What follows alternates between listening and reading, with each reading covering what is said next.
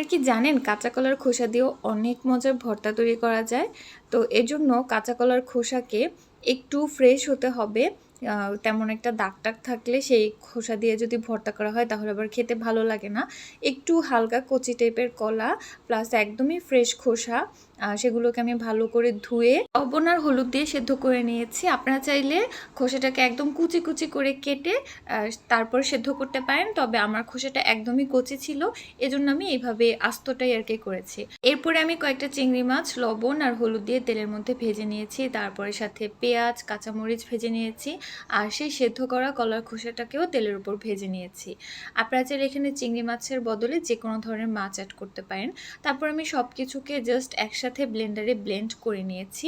আপনারা চাইলে পাটায়ও বেটে নিতে পারেন। তারপর আমি এখানে স্বাদ মতো লবণ আর একটুখানি সরিষার তেল মেখে নিচ্ছি। না, ভর্তা এখনও রেডি হয়নি, এখানে আরও একটু কাজ বাকি আছে। তো আমি অনেকগুলো খোসা নিয়ে ফেলেছি, বাট সবগুলোর ভর্তা বানাইনি, কিছু খোসা আমি পরে ফেলে দিয়েছি। তো যেই ভর্তাটা রেডি করেছিলাম সেটাকে এখন সরিষার তেলের উপর একদম ভালো করে ভেজে ভাজা ভাজা করে নিব। সাথে আমি আরও একটু বেশি ঝালের জন্য চিলি ফ্লেক্স অ্যাড করে নিচ্ছি।